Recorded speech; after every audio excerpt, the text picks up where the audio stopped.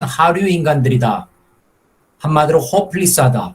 이렇게 지금 비판을 했었습니다. 결국은 잘못된 정치와 국정, 그것이 조선인을 그렇게 만들었다. 뭐든지 있기만 하면 수탈해가 쓰니까 오히려 없는 게 더 나았다. 게으름과 누추함은 차라리 생존 전략이었다라는 것이고요. 그래서 잘못된 정치와 국정이 게으름과 비열함을 가르치고 강요했다라고 지금 얘기할 수가 있습니다. 당시에 1817년 정약용이 경세위표 서문에서 나라 전체가 털끝 하나 병들지 않은 부분이 없다. 지금 당장 고치지 않으면 나라는 반드시 망할 것이다. 라고 그렇게 경고를 했지만 아무런 소용이 없이 결국은 나라가 망하고 말았습니다. 당시 망국의 늪은 수직적 신분 질서에 기반한 세습왕정 그 자체였습니다. 국가 시스템 그 자체였다는 것이죠. 그래서 이 국가 시스템 자체가 잘못되어 있었기 때문에 국정 수행에 한계가 있었고 충원 대상이 제한될 수밖에 없다. 이게 지금 양반이 아니면은 대충 뭐 끼지를 못했으니까요. 충원 대상들이 극히 풀 자체가 좁았다 이런 얘기입니다. 그리고 매우 억압적인 의사결정 시스템이었다라는 것이고요. 결국 조선은 유교적 통치 질서에 집착하는 광범위한 인식이 퍼져 있었고 세습 왕정을 뒤집을 세력이 없었다라는 겁니다. 왜냐하면 상공업 발달이 억제됐기 때문에 산업공상에 의해서 상이 맨 마지막이었습니까? 그리고 공이 세 번째였지 않습니까? 그래서 상공업이 발달이 안 됐기 때문에 세습 왕정을 뒤집을 세력 자체가 없었다라는 것이고요. 그래서 결국은 이모군란이나 갑신정변이나 동학농민 등이 있었어도 자국 군대가 아니라 외국군으로 진압을 했었습니다. 이처럼 망국은 세습 왕정이 가지고 있는 그 시스템의 필연적인 결과였다. 그리고 망국 시점에 가서야 1900년대로 넘어가서야 체제 변화에 대한 의식들이 일어나기 시작했습니다. 그래서 갑신정변 정강 제13조에 보면은 대신과 참찬은 그러니까 장관과 차관이죠. 장차관들은 의정부에 모여서 정령을 결정하고 정사를 집행한다. 장차관들이 의정부에 모여서 함께 논의하고 일을 해나간다라고 말이 있었지만 이 갑신정변도 결국은 꽃을 피우지 못했던 것입니다. 앙시앙 레짐을 넘어 자유와 안전망을 위한 투쟁이라는 그런 제목에서는 이런 얘기들을 하고 계십니다. 활력이 죽고 보다 나은 미래를 꿈꿀 수 없다면 그것이 바로 망국이다. 그런데 그 망국이 한 대통령과 정부만이 실패한 것이냐? 아니다. 모든 대통령과 모든 정부가 실패했다. 그렇다면 왜 그랬는지 질문이 달라져야만 한다. 망국의 늪은 바로 국가주의다라는 것이고요. 국가의 과도하고도 불합리한 권력 행사, 시장과 공동체가 활력이 질식되고 국민 개개인의 역량이 사장되고 미래에 대해서 불안을 느끼는 것, 이것이 바로 국가주의가 가져오는 극심한 폐단이다라는 것이고요. 따라서 누볼레짐이 필요하다. 이 누볼레짐이라는 것은 사회적 안전망을 갖춘 자유주의의 새로운 체제가 필요하다는 것이고 그것을 위해서는 나와 투쟁해야 되고 너와 투쟁해야 되고 우리와 투쟁을 해야 된다라고 지금 강조를 하고 있습니다. 2장 국가주의 그 긴 역사와 꼬리에서는 2018년 국회에서 어린이 식생활 안전관리 특별법이라는 것을 통과시켰는데 이 내용이 학교 안에 커피 자판기를 세우면 안 된다라는 법이었습니다. 도대체 이것이 말이나 되는 규제겠느냐라는 것입니다. 그래서 먹방을 규제한다. 소주 광고를 하는 데는 젊은 여성이 모델이 돼서는 안 된다. 그리고 소주 먹고 하는 음향도 있어서는 안 된다라는 별의별 규제가 다 있다는 것입니다. 지방자치를 하면서 지방의원의 일비, 밥값, 숙박비를 중앙에서 규정을 하고 있습니다. 이처럼 국가가 아무 곳에서나 칼을 빼드는 국가주의가 부지불식간에 정당화되고 있고 우리 일상에 침투되어 있다는 것이고요. 일사불란을 강조하는 국가주의가 어느덧 우리의 생각을 지배하고 있는 게 아니냐라고 강한 문제 제기를 하고 있습니다. 삼강오륜의 가부장 질서가 조선의 초기부터 이제 쭉 이제 국가 질서로서 내세워졌는데 여기에다가 왕권이 더해져 있었고 그리고 결국은 일제로 넘어가서 일제의 경찰국가와 군국주의까지 쭉 이런 식으로 이어져 가지고 이런 부분들이 굉장히 절대 가치화되어 있다는 것입니다. 그리고 나서 그 최근 세에 들어와 가지고는 제1공화국에서는 자유주의는 반공주의에 의해서 가려졌다는 것입니다.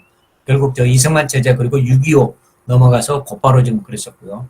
그 다음에 제3공화국에서 이어졌던 근대화와 경제개발도 결국 국가주의를 강화하는 이런 시기였다라는 것이고요. 제4공화국 유신체제에서는 그것이 더욱더 심해졌고 제6공화국 87년 체제에서는 자유는 이제 신장이 됐으나 여전히 국가주의는 기승을 부리고 있다는 것이고, 그래서 우리들이 흔히들 무슨 일만 터지면 정부는 왜 가만히 있었느냐라고 타박을 하는 게 바로 이런 현상들이다라는 것입니다. 결국 반공주의를 자유민주주의로 잘못 알고 있기도 하고 자유민주주의의 이름으로 자유를 죽이고 있다고 아주 강렬하게 평하고 비판하고 있습니다. 민주와 자유를 혼동하고 있는데 민주는 민이 주인, 곧 국민이 국가 권력의 주인이라는 것이고 자유는 개인과 집단이 권력으로부터 벗어나는 것이다 라는 것입니다. 그래서 민주와 자유가 분명히 개념이 다른데도 혼동을 하고 있고 민주화만 하면은 자유가 보너스처럼 따라온다? 절대 그것이 아니다 라는 것이고요. 그래서 이 평등보다는 자유가 훨씬 더 중요한 개념이다 라는 것이고요. 그래서 토크베리 말을 인용하자면은 자유 속의 평등을 추구하지는 하지만 불가능할 경우엔 노예 상태 속의 평등이라도 추구한다라고 날카롭게 지적을 하고 있습니다. 결국 자유가 없는 곳에서는 민주도 평등도 죽는다는 것을 얘기할 수밖에 없는 것이고 세습왕정의 한계와 모순을 인지 못하고 성군만 찾던 조선은 결국 망하고 말았습니다. 이상입니다. 아주 기각적으로 이 책에 들어가는 파트에서 아주 잘 요약해 주신 것 같습니다. 지금도 우리나라는 뭐 대권주자에 너무 올인하고 있는 것도 김병준 위원장님의 말씀을 들으면은 이제 우리가 이런 것에 아직 국가주의에서 벗어나고 있지 못하다 이런 말씀을 하시는데 정말 공감이 가는데 제가 한 가지 놀라운 것은 이런 2조 말에 이런 속에서 이보다 지금보다 더 오만 속에서 이승만 대통령이 약관 20대 때 입헌군주제를 주장하다가 감옥에 8년씩이나 가서 있다가 결국 나중에 이제 미국 선교사의 도움으로 유학을 가시는데 그 당시의 분위기에서 그런 생각을 했다는 자체가 저는 조금 과장하면은 1689년에 영국의 존 로커가 통치론을 쓸 당시와 같은 아주 비상한 그런 분이 아니셨나 하는 생각을 해봅니다. 그 다음에 이제 두 번째 발제자가 우리 분당 의뢰 김민수 위원장. 김민수 TV를 개설했고 오디션을 통해서 당협위원장에 선정되었던 분당구의 김민수입니다. 오늘 너무 기쁜 마음으로 발표하게 돼서 영광입니다. 네, 발표 시작하겠습니다. 우선 제가 그 맡은 파트는 3장 국가의 현장, 혁신의 적, 그리고 제4장 작동하지 않는 국가. 잠깐. 네네. 김병준 위원장님, 김민수 위원장이 그 현장 투표에서는 1등을 했는데 그 사전 투표에서 밀려가지고 잠겼습니다. 참고로 좀 말씀드립니다. 제가 지켜드리지 못해 죄송하게 생각하고 있습니다. 아니, 제가 그 당선이 되지 못해서 너무 큰 죄를 지은 것 같습니다. 더 열심히 뛰겠습니다. 그리고 사장 작동하지 않는 국가 대통령 그 역삼각의 권력 파트를 발표하도록 하겠습니다. 먼저 제3장입니다.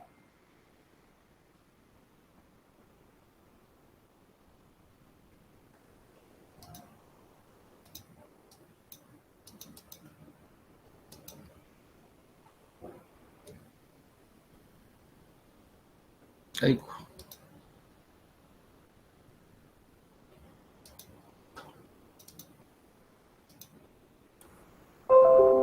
혹시 화면이 넘어갔나요? 네. 네네. 제3장 국가의 현장에 대한 서문인데요. 서문이 좋아서 그대로 한번 적어봤습니다. 국가는 존재해야 한다. 그러나 과도하게 존재해서는 안 된다. 시장과 공동체가 하지 못하는 일을 하는 보충적 기제로서 존재해야 한다. 그러나 우리에 있어 국가는 과도하게 존재한다. 교육에 관한 권한을 독점하다시피 하며 아래로부터의 교육혁명을 막고 지방정부의 권한을 누르면서 아래로부터의 혁신을 막는다. 그리고 시장의 기능을 제약하고 누르면서 시장의 역동성을 죽인다. 자유와 창의를 규정하고 있는 헌법, 그 헌법의 정신까지 무시당하는 과도한 힘의 현장을 보자. 그리고 생각해보자. 이러고도 나라가 바로 갈 수 있는지. 제3장 국가주의의 현장 서문 첫 장을 보면 3장에 대한 내용이 함축적으로 다 담겨 있다라고 생각합니다. 그래서 서문을 그대로 적어 보았습니다. 여기 3장에 보면 공유지의 비극이라는 내용이 나옵니다. 게리 타단의 공유지의 비극이라는 그 내용이 나오는데 마을 근처에 소나 양을 방목할 수 있는 공유지가 있다라는 가정이 들어갑니다. 그리고 사람들은 누구나 소의 양만큼 수익을 더 올릴 수 있다. 이러한 가정이 되면은 사람들은 소를 늘리려 할 것이고 수익을 더 창출하기 위해서 소의 숫자를 늘리려고 할 것이고 그 결과 목초지는 황폐화되고 말 것이다. 이것이 바로 게리 타단의 논문에 나오는 공유지의 비극이라는 내용인데요. 이런 일이 일어나게 되는 원인은 목초지의 양은 제한되어 있는 경합성을 가지고 있고 그리고 소는 누구나 더 키울 수 있는, 누구나 들어올 수 있는 가정, 배제성이 없기 때문이다라고 이제 책에 나와 있습니다. 그래서 이런 경우 같은 경우에는, 이와 같은 경우에는, 아담 스미스의 보이지 않는 손이 작용을 하는 시장이 아니기 때문에 이럴 때는 과연 개인들에게만 맡겨두어서 공유주의 비극을 막을 수 있는가 하는 부분이 이제 핵심적으로 다루어지고 있는데요.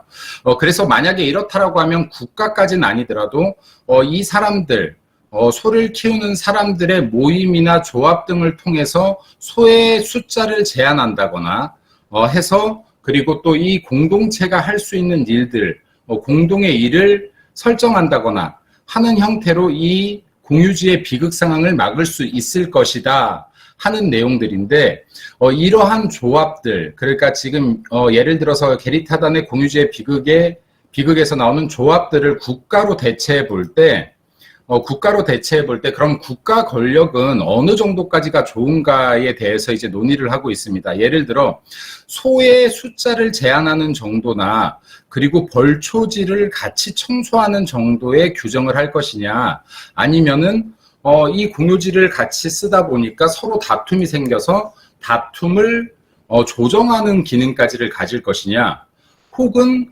어떠한 경우에는 소의 양을 조금 더 늘릴 수 있다, 줄여야 한다라는 권한까지도 가질 것이냐 하는 부분들에 대해서 이제 이야기를 하고 있습니다.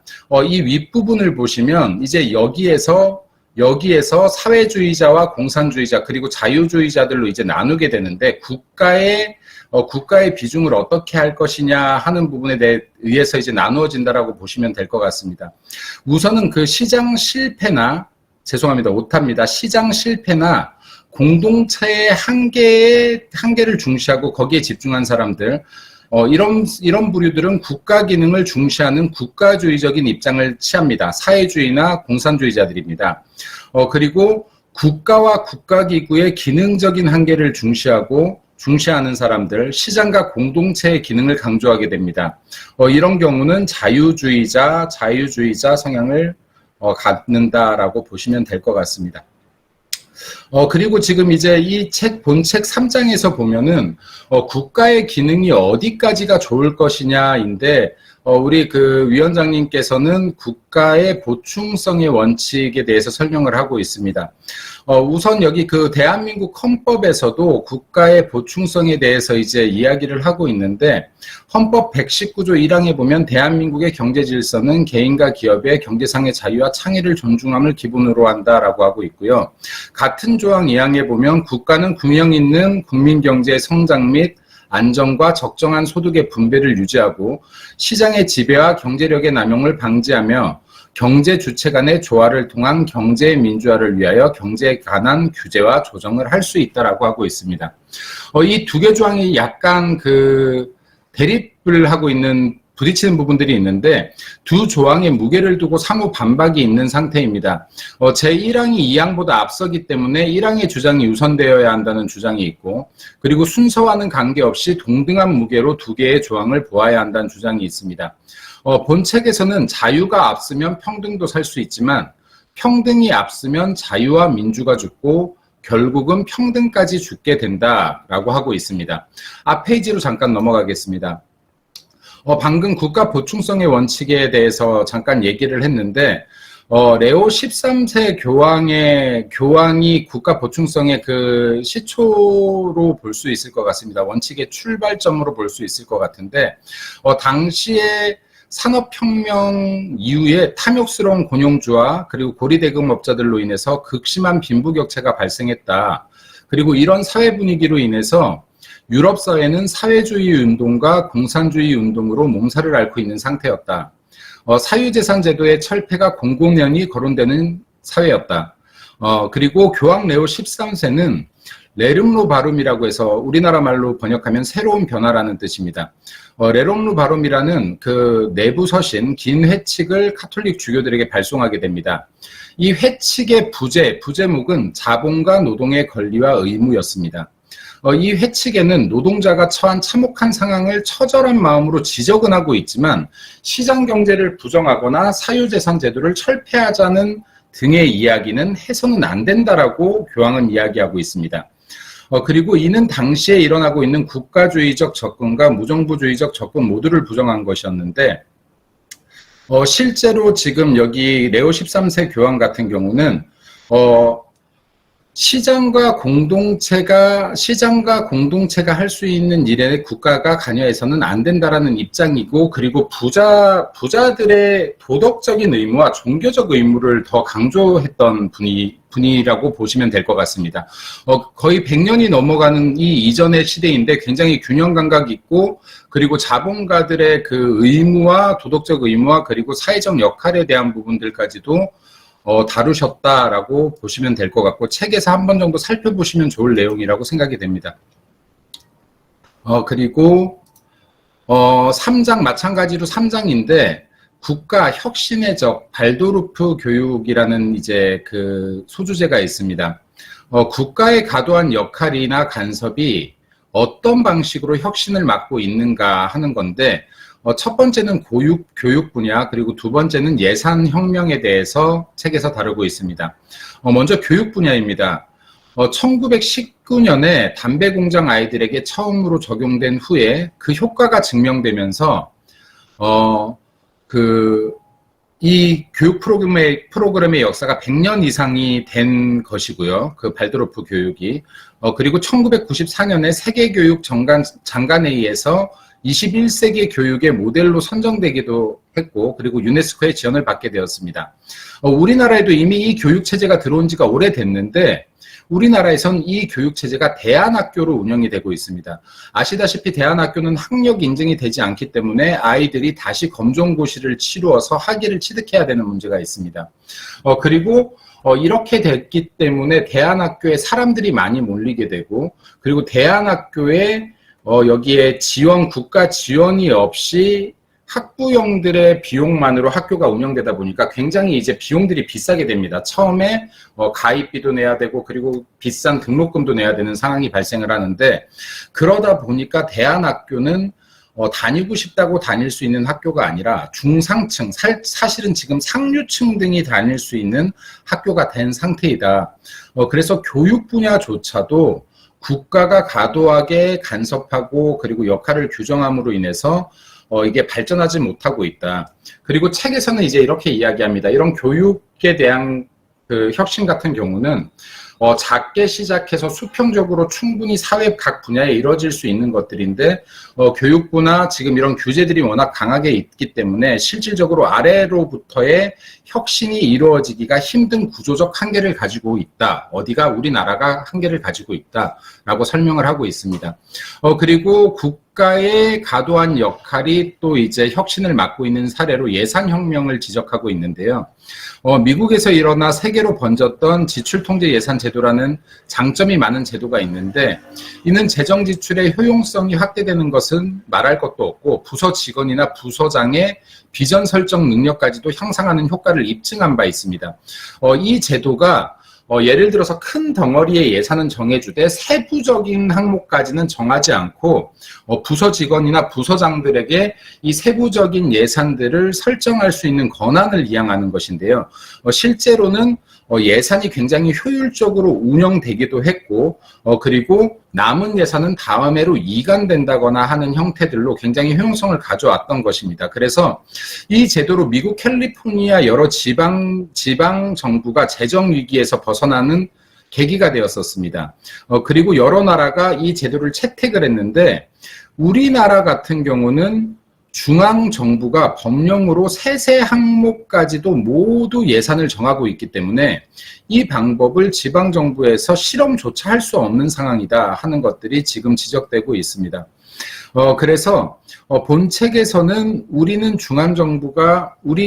중앙정부의 기본관념은 지방정부는 혁신할 능력도 자격도 없다. 지방정부와 주민이 움직이면 공연히 나라만 혼란스럽게 된다라는 기본관념을 가지고 있다라고 책에 책에 서술하고 있습니다. 그래서 이런 부분들에 대한 내용들을 보면서 국가의 과도한 역할이나 간섭이 지금 대한민국이 앞으로 나아가는 것들을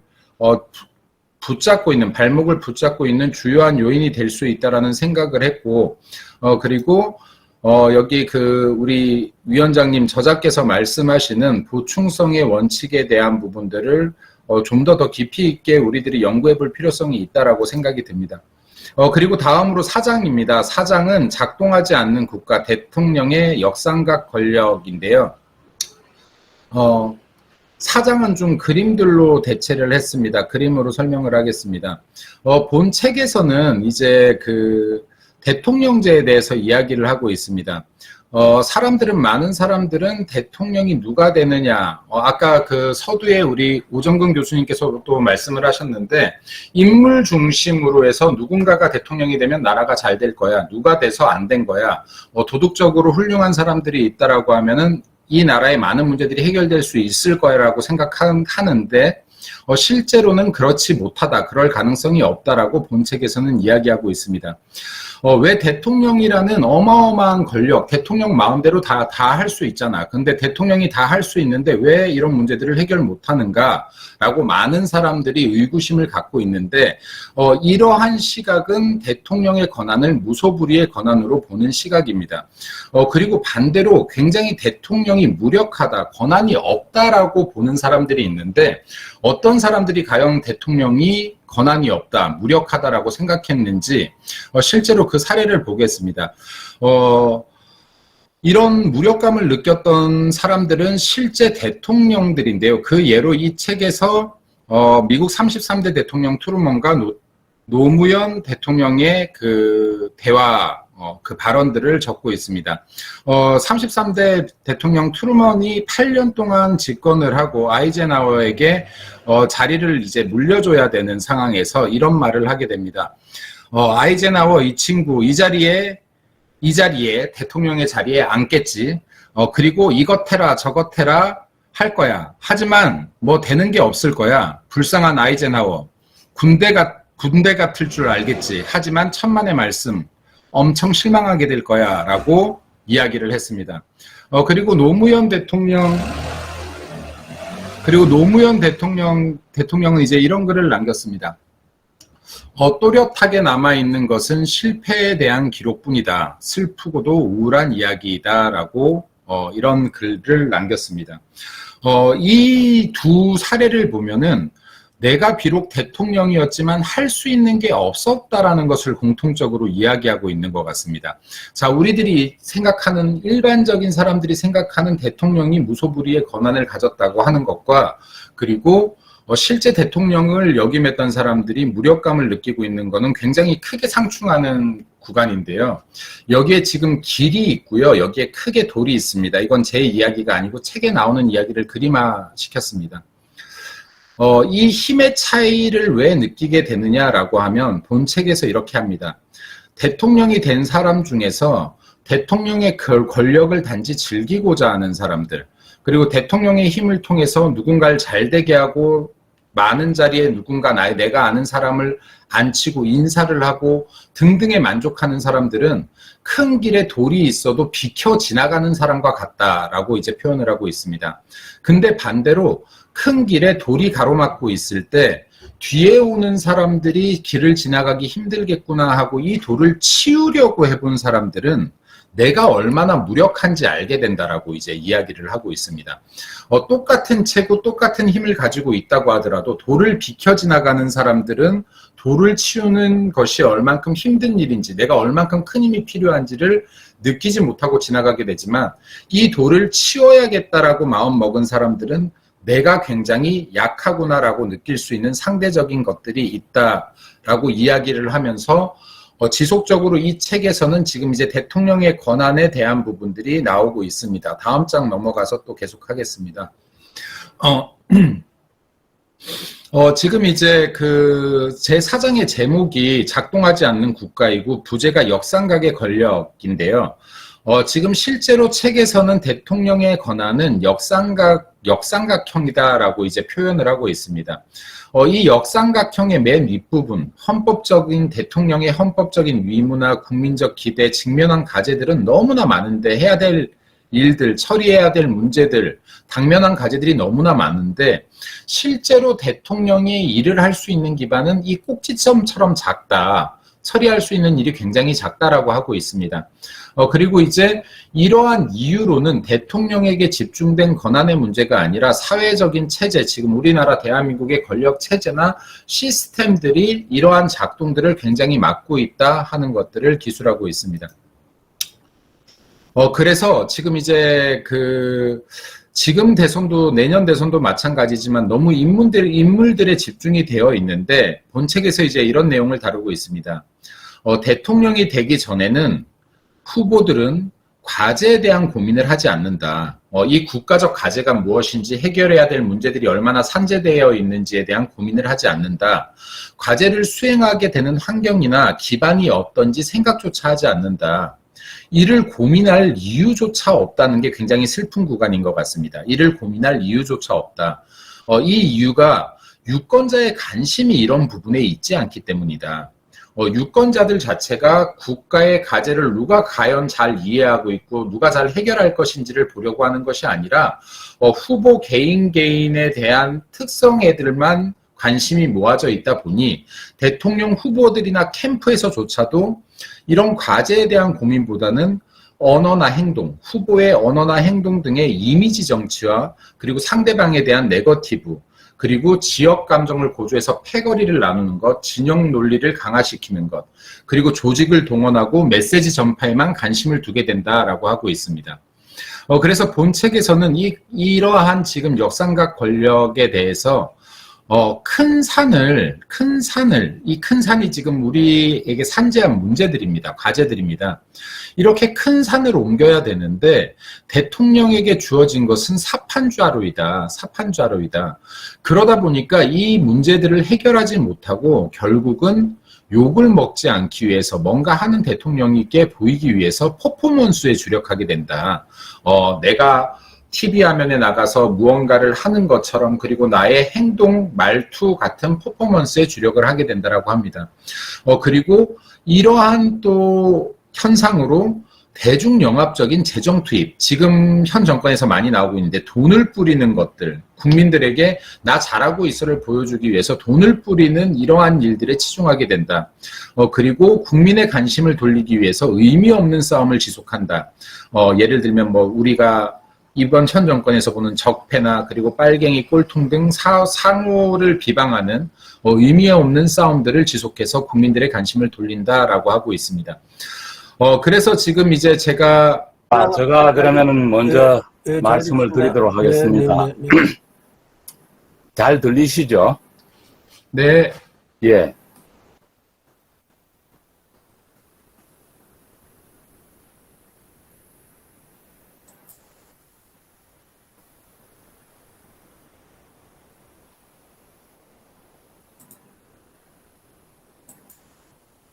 자, 우리 김병준 위원장님은 우리가 잘 아시는 바와 같이 이제 굉장히 많은 경륜과 국가 경영 철학을 이제 실제 몸소 보여주셨던 분이시고, 사실은 이 저술서를 통해서 국가 경영이 어떻게 돼야 된다 하는 길을 보여주신 걸로 판단이 됩니다.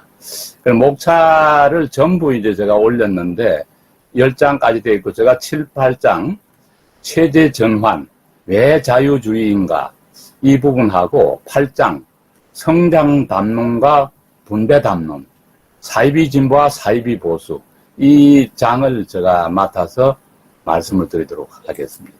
여기는 제가 전체 목차를 세부 목차를 참고로 올린 거고요. 넘어가겠습니다.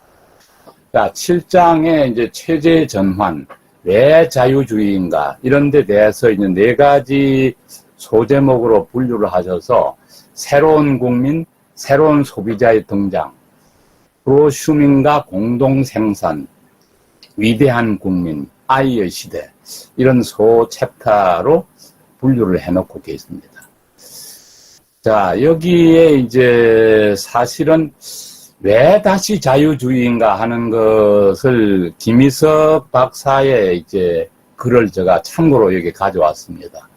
그러니까 2008년에 미국발 금융위기 이런 걸로 해서 사실상 자유주의 시장 경제 이런 거가 이제 작동 상태가 문제가 있다 이러면서 이제 자유주의 비판자들이 미국발 국제금융위기 이후에 여러 사회 문제 원인을 자유주의로 돌리고 있는 그런 상황들에 대해서 이 이제 김희석 박사는 이 비판을 자유주의와 자유시장에 두고 있는 게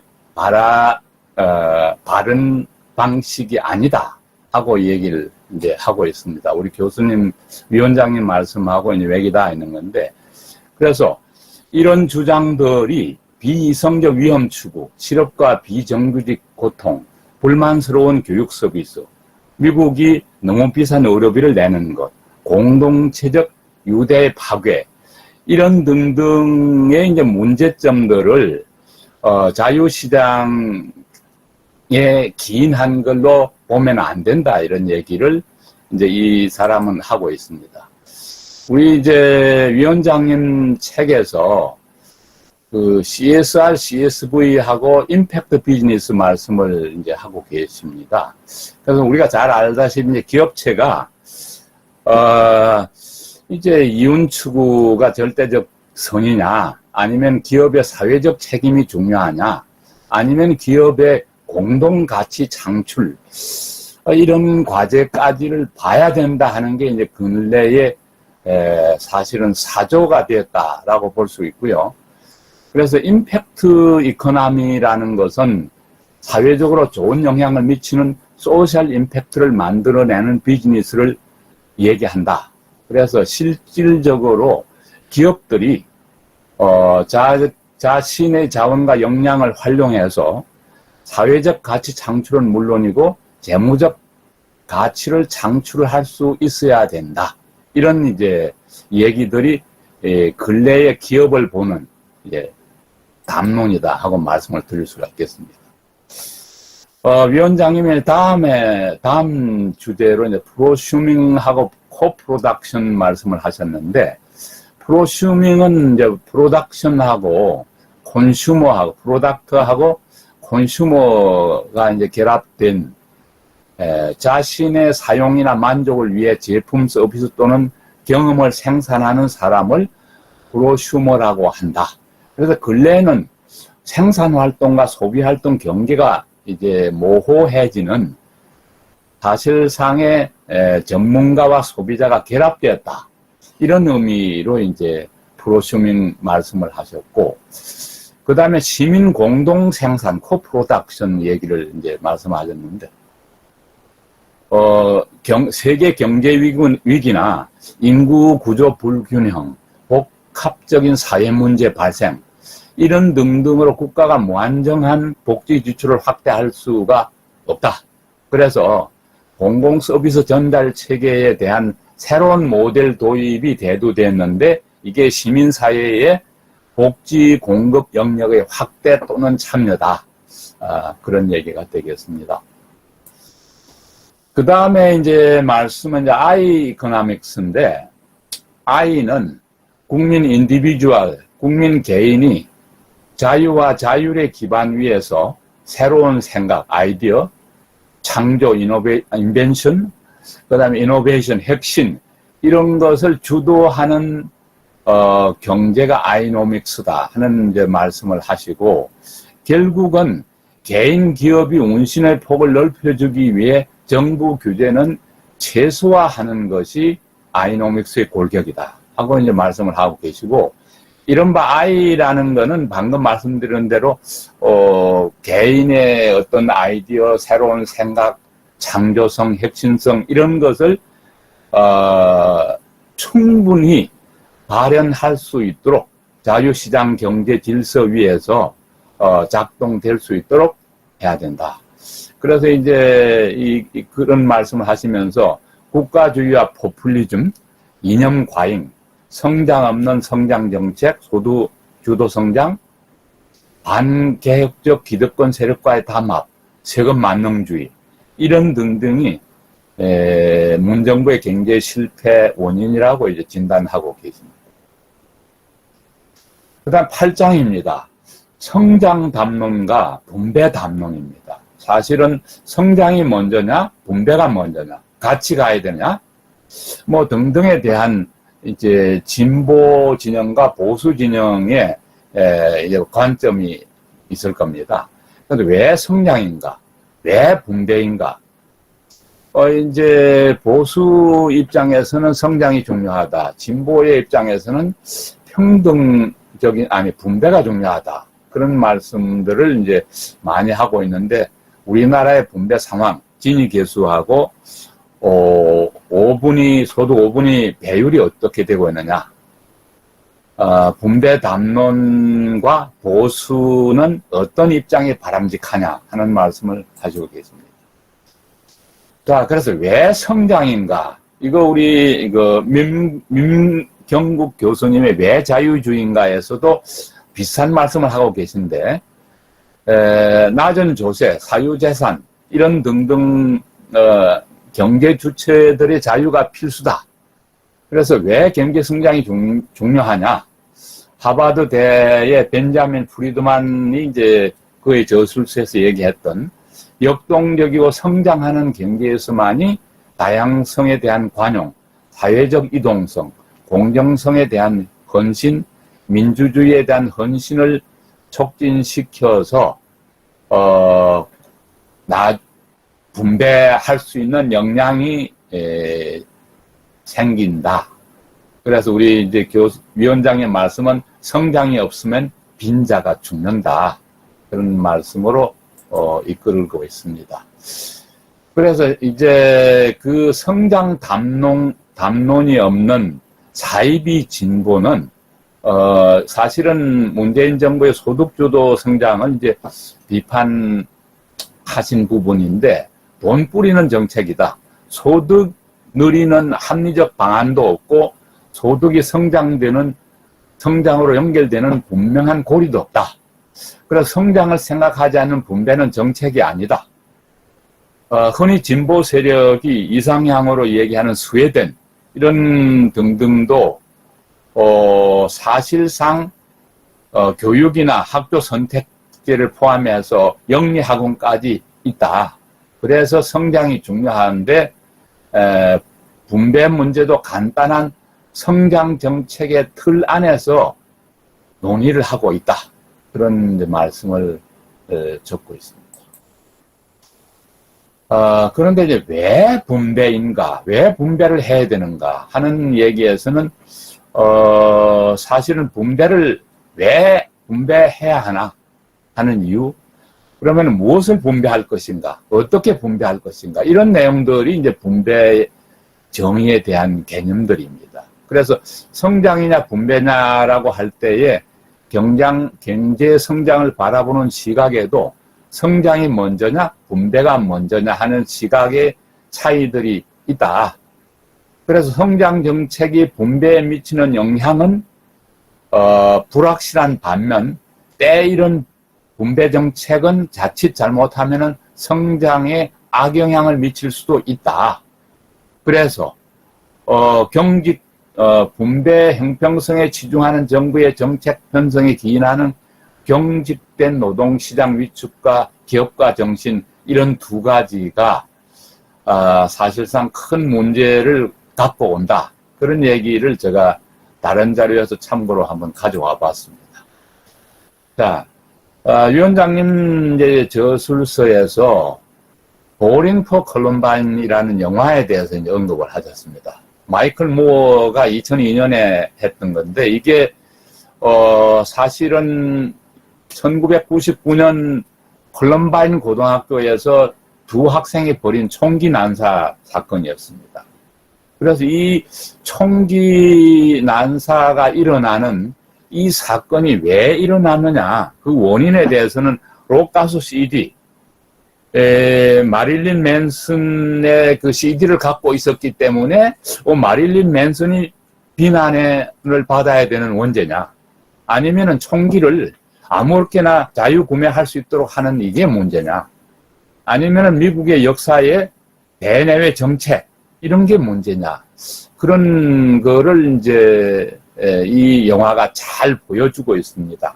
그래서 사실은 이 여러 문제들이 영향을 주고받는데, 미국의 정책, 그래서 타인에 대한 공포나 적대감을 생산하는 미국 국내외 정책이 상당히 문제 있다, 이런 얘기입니다. 여기서 보링은 이 두 학생이 아침에 보링장에 갔다, 보링 수업이 있었다, 이런 것 때문에 보링이 문제다, 이런 걸로 해서 사실은 그런 이미지를 따왔습니다.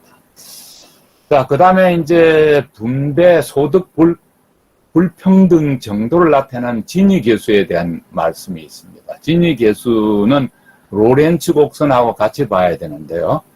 자, 진위 계수는 0에서 1 사이의 수치로 표현되고, 우리 이제 경제학자들이 워낙 잘 아시겠습니다만, 인구 누적 비율하고 소득 누적 비율을 봐서, 이게 이제, 완전, 평등한 경우가 되는데, 이 소득 로렌츠 곡선, 너를 보면은 얼마나 불균형이, 발생하느냐, 이런 걸 이제 볼 수 있다 하는 내용입니다. 그냥 넘어가겠습니다.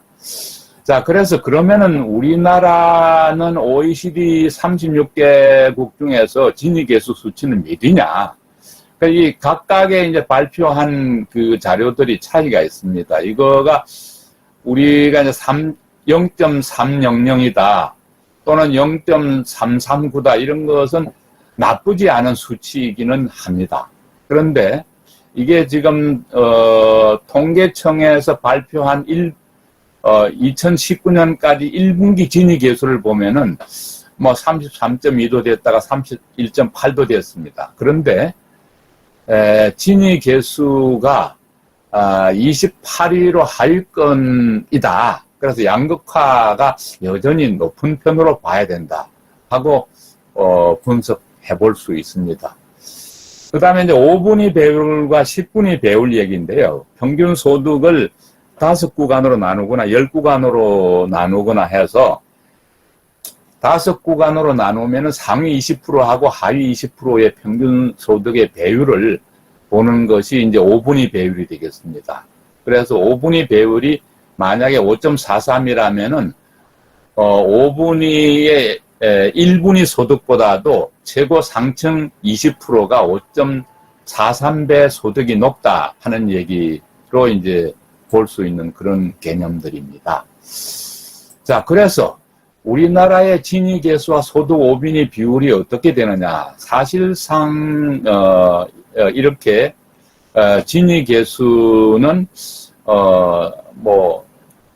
좀 좋은 방향으로 계속적으로 진전하고 있는 걸로 이제 볼 수가 있고, 소득 5분위 배율도 이 18년, 19년 보면은 조금씩 이제 나아져가는 걸로 이제 볼 수가 있는데, 실질적으로 통계 자료에 대한 신뢰성이 문제 없는가 하고 저는 생각하고 있습니다. 통계청장도 바꿔서 통계 지표 바꾸고 여러 가지 그런 걸 볼 때에 이거 그대로 볼 수 있느냐 하는 아쉬움이 있습니다. 자, 그 다음에 이제 마지막 이제 담론 중에서 보수가 분배를 어떻게 봐야 될 거냐. 분배 담론이 없으면은 진보든 보수든 안 되는 시대다.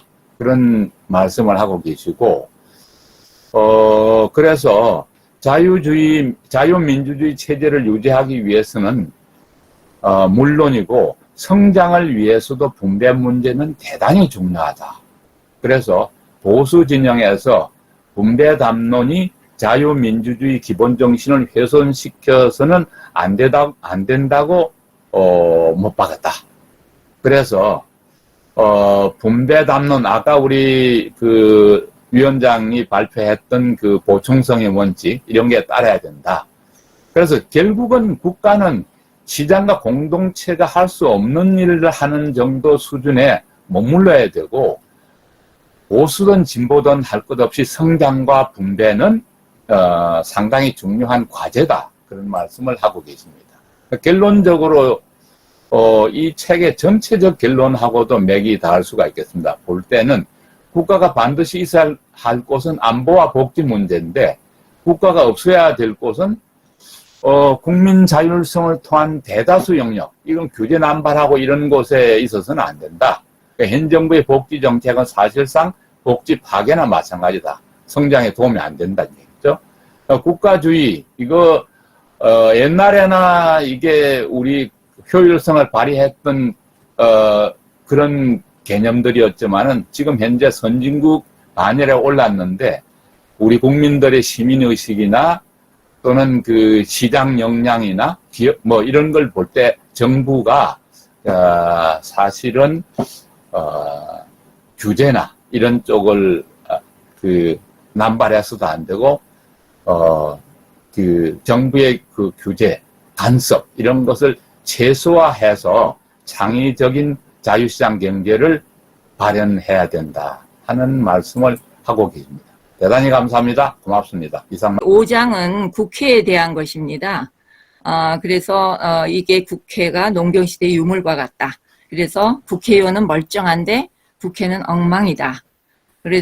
그러면서 이제 한 사람 한 사람은 괜찮은데 만나보면 국회라는 조직, 가장 중요한 의사결정 기구요, 국민대표 법률 제정하고 개정해야 할 곳이요, 예산심의 의결하는 곳이요, 사법부 행정부 감시하는 곳인데, 결정의 질이 높지 못해서, 상당히 국민들을 불안하게 하는 것이다. 이렇게 이제 말씀하시고 계십니다.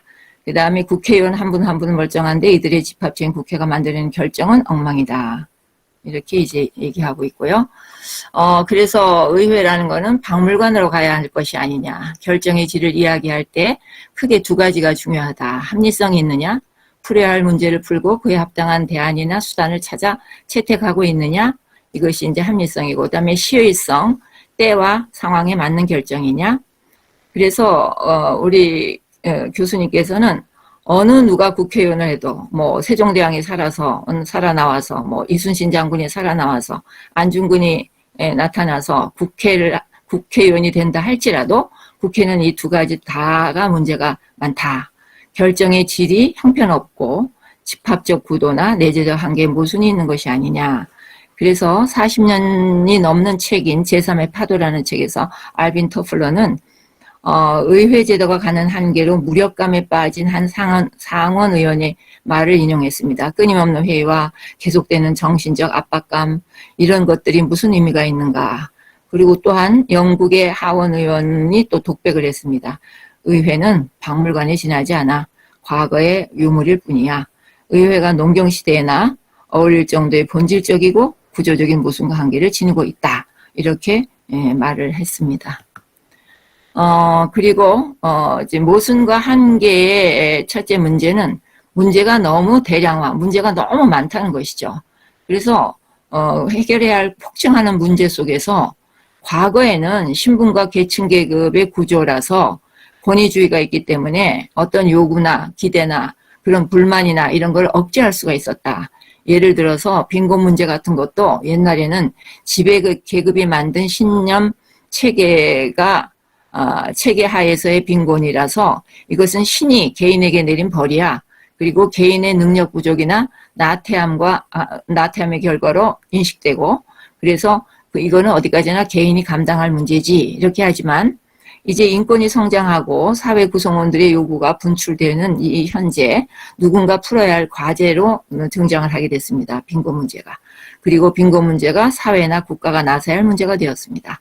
산업 발달로 상공업의 거래가 빈번해지고 교통통신 발달로 상호작용이 많이 증가해서 복잡한 문제가 너무너무 많이 발생되기 때문에 이런 방법으로는 안 되고, 그 다음에 또 특히 최근에는 정보통신이 발달돼 가지고 면대면 관계를 넘어서 시간적 제한도 없고 지리적 한계도 무한하고 또 플랫폼 시대고 플래시 몹 시대고 또 같은 상호작용이 무한대로 나타나는, 특별히 또 SNS 소통 등등 이런 것들이 이제 폭증하는, 그래서 문제가 대량화하고 있다는 것이죠.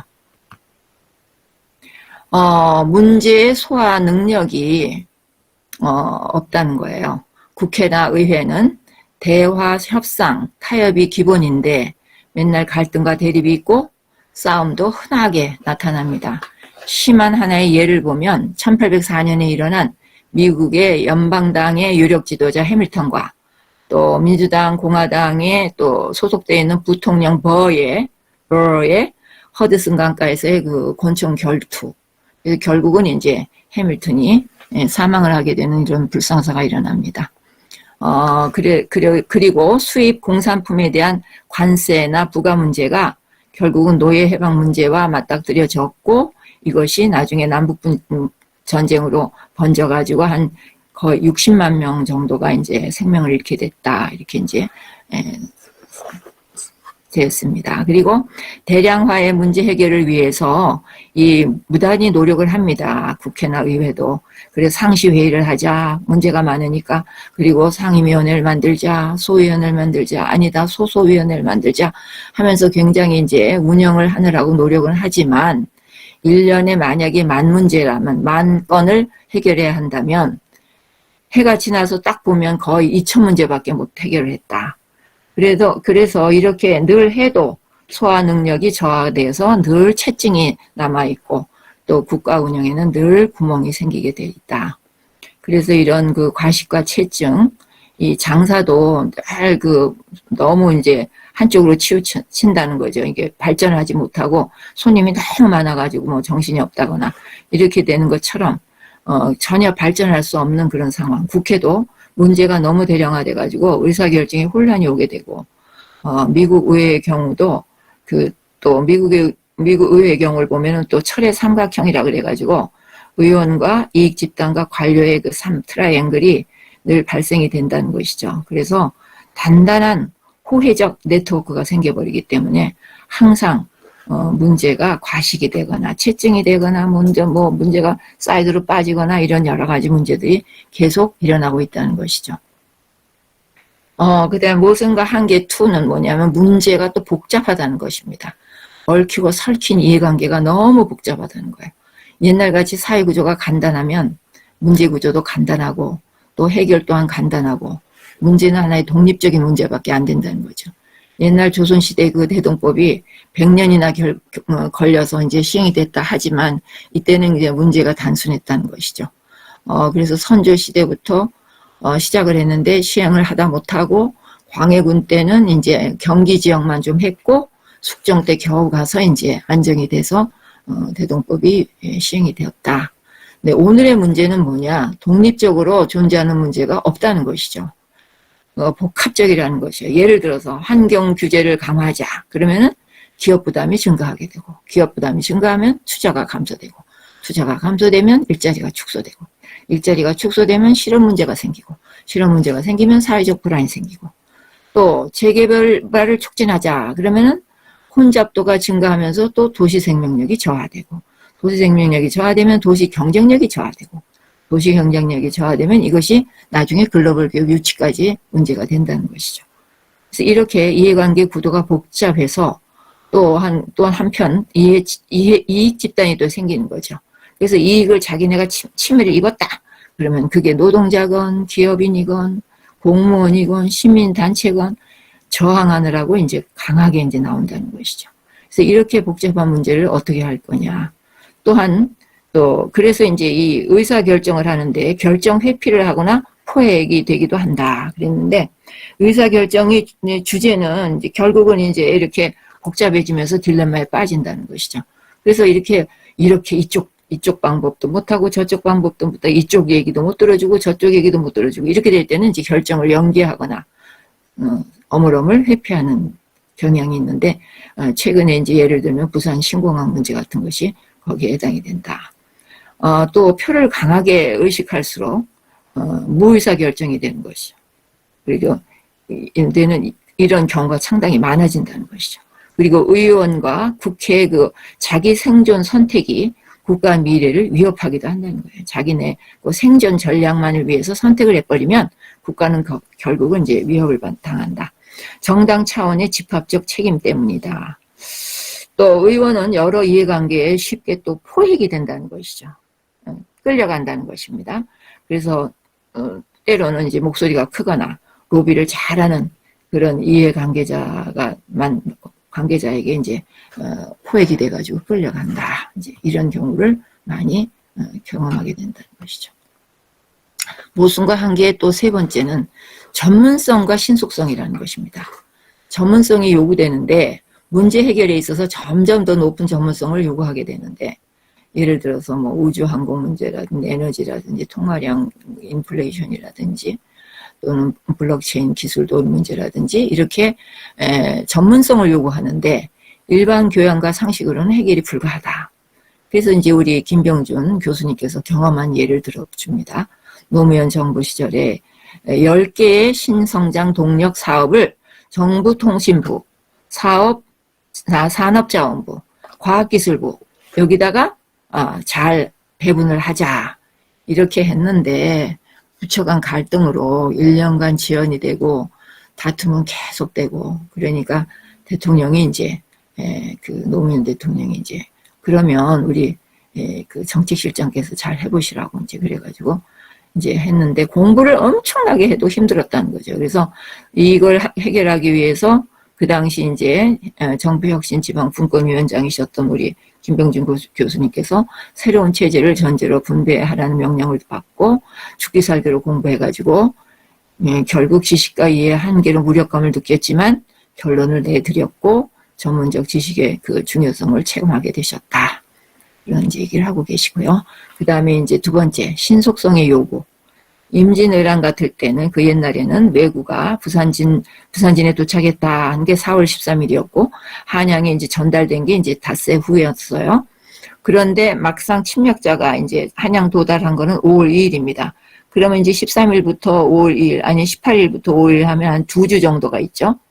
조정을 할 수 있었음에도 불구하고 이제 제대로 못했다는 이제 결론인데 그렇게 이제 시간적 여유가 있었다는 것이죠. 근데 현재는 아니에요. 속결해야 돼요. 속전속결입니다. 국가 간의 분쟁이라든지 무슨 석유 에너지 확보라든지 뭐 코로나 문제라든지 뭐 세계 경기에 급속한 대응을 하지 않으면 안 되는. 그래서 앞서가는 기술의 지적 재산권 확보 같은 이런 여러 가지 문제들을 속전속결해야 되기 때문에 문제라는 것이죠. 여기에서 가장 중요한 것이 이제 또 합리성과 시의성도 부합이 돼야 한다는 것이죠. 예를 들면 테슬라 회장 머스크 같은 사람이 말 한마디 하면 그냥 비트코인이 올라갔다 내려갔다 막 가격이 막 늘 그냥 왔다 갔다 한다는 것이 이런 시대에 우리가 살고 있다는 거죠. 그래서 그렇지만 또 넘을 수 없는 벽이 또 있다는 거지. 모든 이제 국회라든지 의회가 신속성, 전문성 이것이 영원한 숙제로 남아 있고 기구 자체가 한계가 있다는 것입니다. 이 국회라는 의회라는 이 한계가. 그래서 이 넘을 수 없는 벽도 결국은 이제 영원한 숙제로 남아 있어요. 그나마 이제 더 잘못된 국회의 선택이 뭐냐? 다른 나라 의회는 박물관에 지나지 않는다. 과거의 유물일 뿐이다.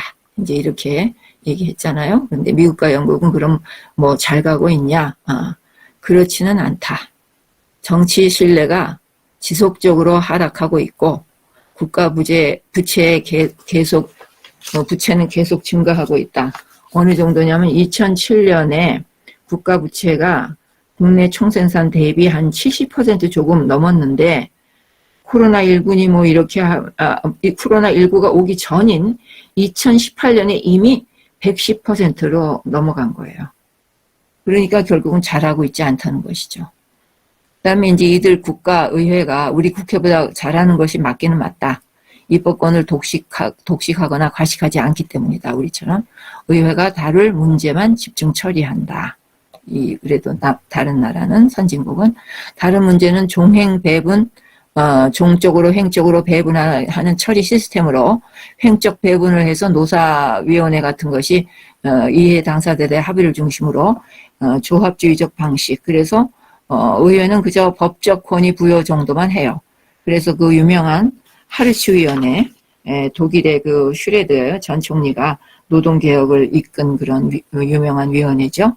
그런 것들, 또 그 다음에 미국의 사업으로 불리는 제4부로 불리는 독립규제위원회, 또 연방제, 주의회가 또 분산돼 있고, 그래서 이제 그런 선진국은 우리 국회보다는 잘하는 것이 맞다. 그러나 이제 우리 국회 모양은 어떠냐? 입법권을 거의 독점하고 있고, 노사정위원회를 실컷 이제 회의를 해가지고 결정을 하면 그것도 무시해버리고, 국회에서 또 막 한다고 하고 있고, 그 다음에 지방의회의 그 종적 역할도 없습니다.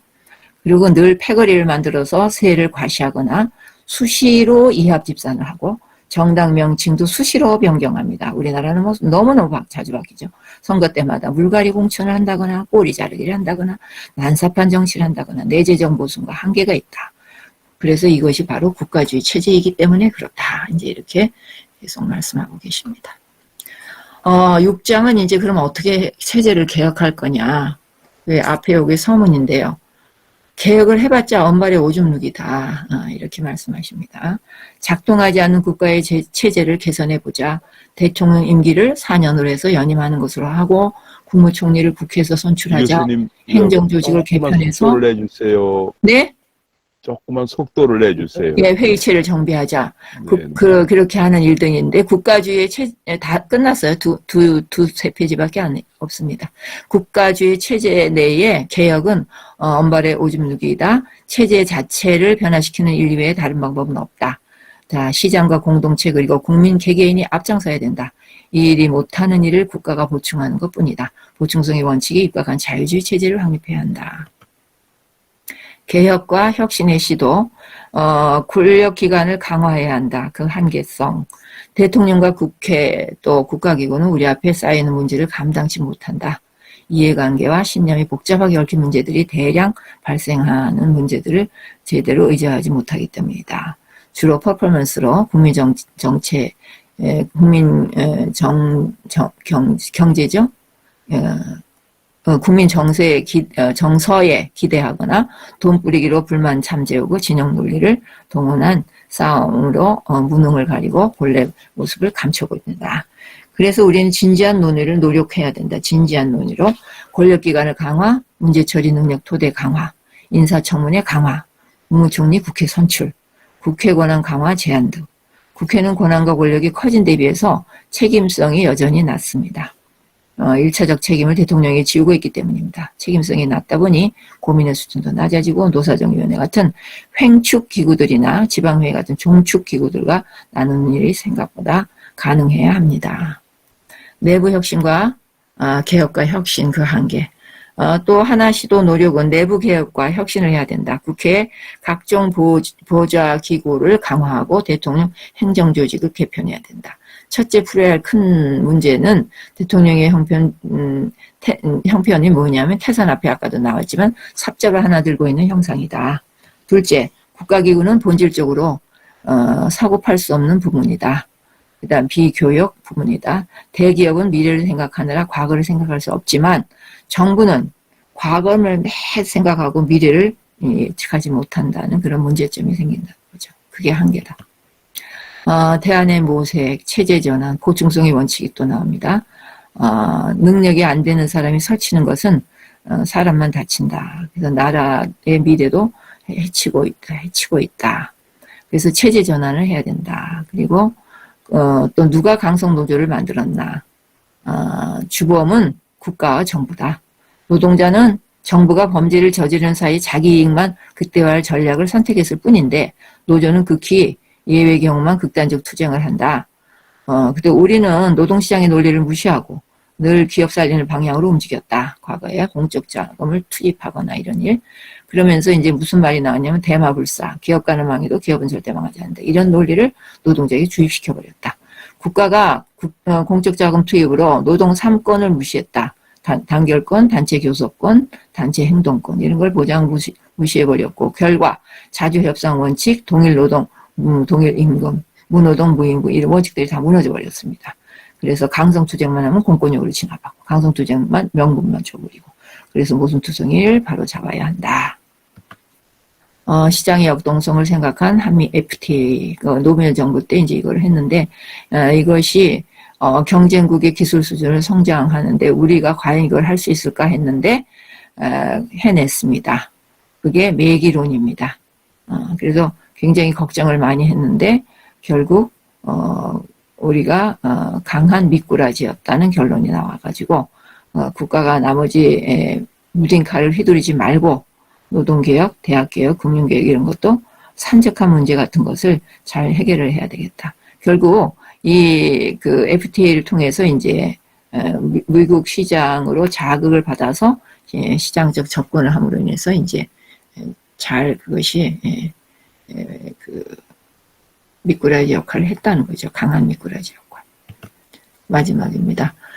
국가 R&D도 문제가 있습니다. 국가 연구개발 문제, 저도 여기는 할 말이 많은데 AI 개발로 자동화의 극치, 제조업 생산 기지와 소비 시장이 근접거리가 돼가지고 우리나라 제조업이 미국이나 유럽으로 이동될 판입니다. 거리가 근접거리가 돼가지고 그래서 제조 판매에 과학기술보다 더 중요한 것이 없음에도 불구하고 문제는 연구 개발 프로젝트 성공은 90%, 97%, 98%까지 되는데 사업화 비율이 너무 낮은 거예요. 선진국은 50 내지 70%인데 왜냐하면 쉬운 일만 계속 하는 거죠. 이제 이 연구비 따는 일만. 비참한 수준으로 됐는데 이유는 뭐냐. 단임 정부의 임기 이기주의가 있다는 것이죠.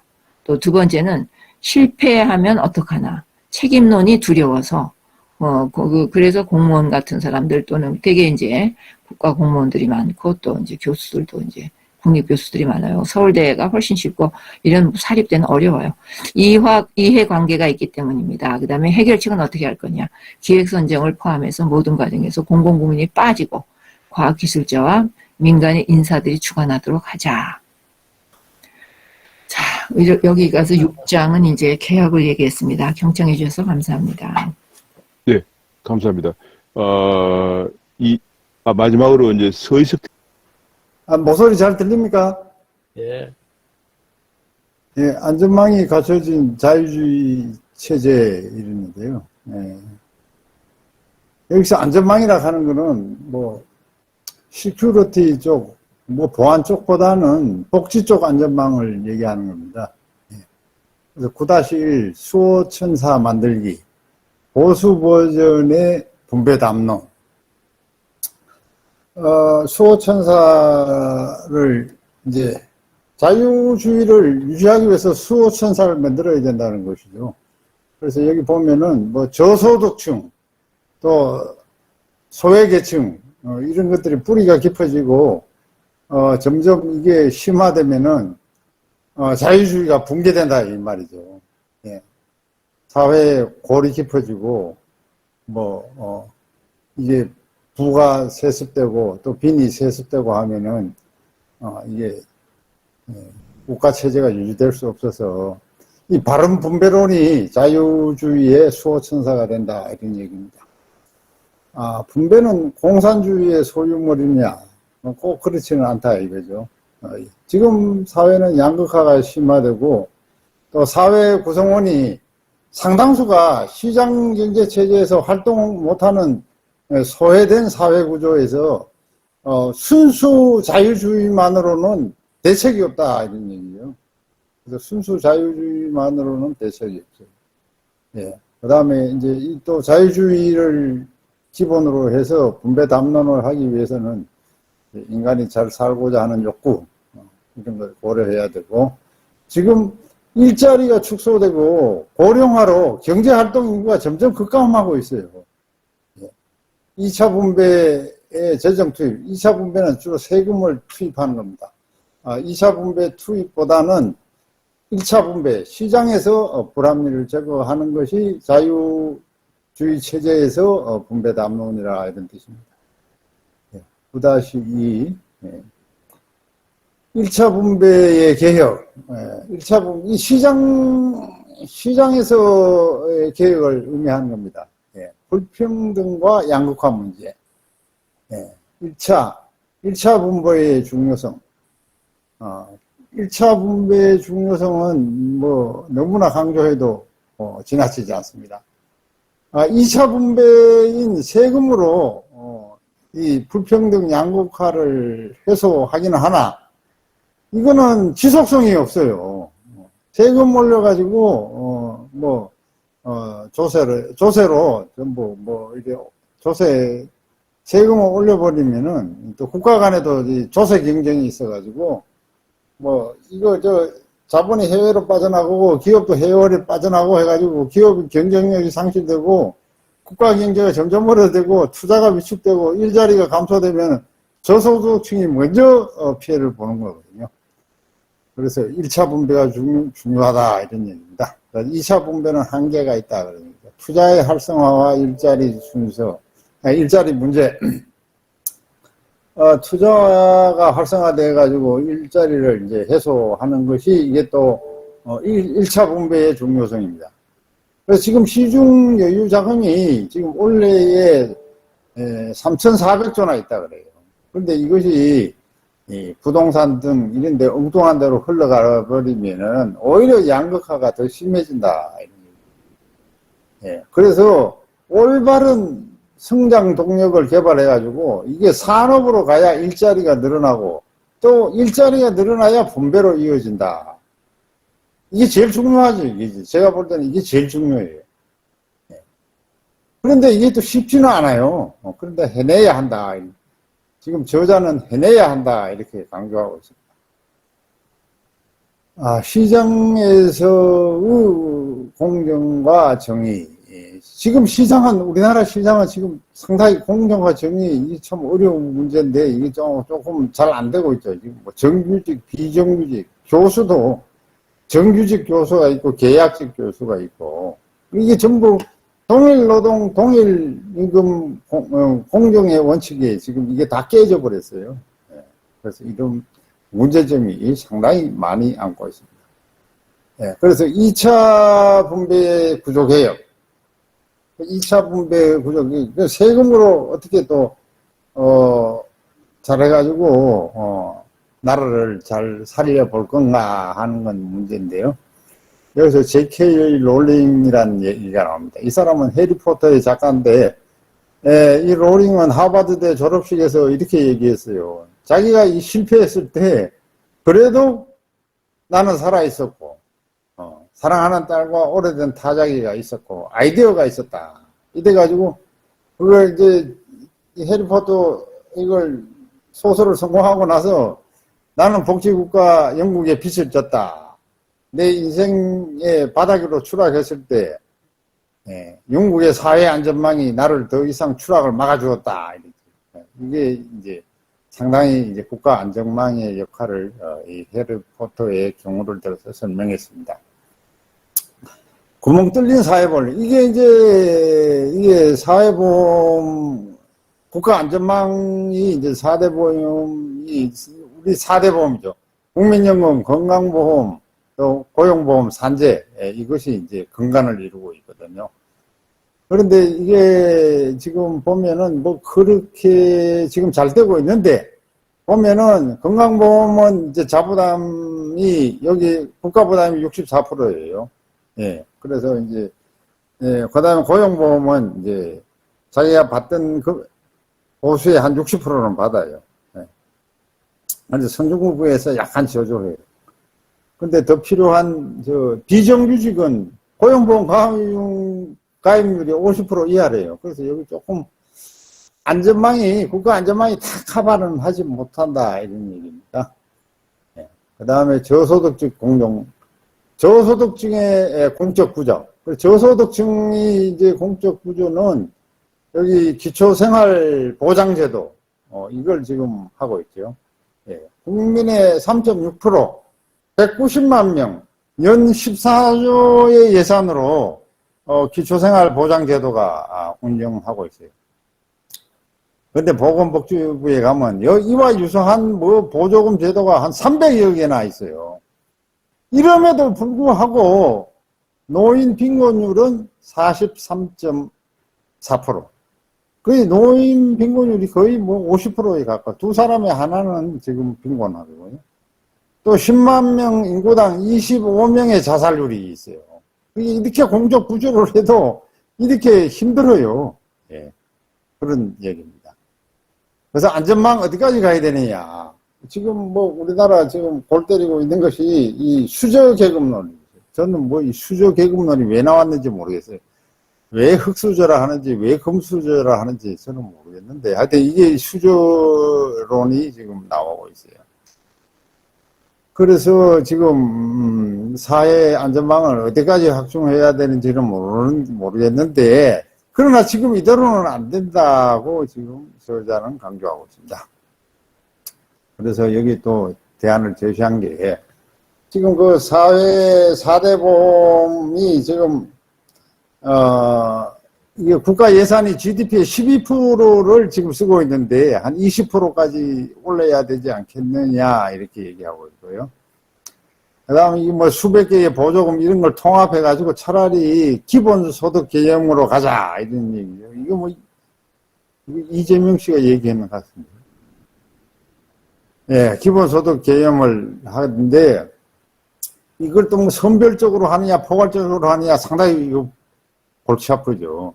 그래서 저자는 말씀하시기를, 전체 다 주고, 세금도 더 거두는 게 관리는 가장 간단하다. 그러나, 조세 저항이 부딪힌다, 이거죠.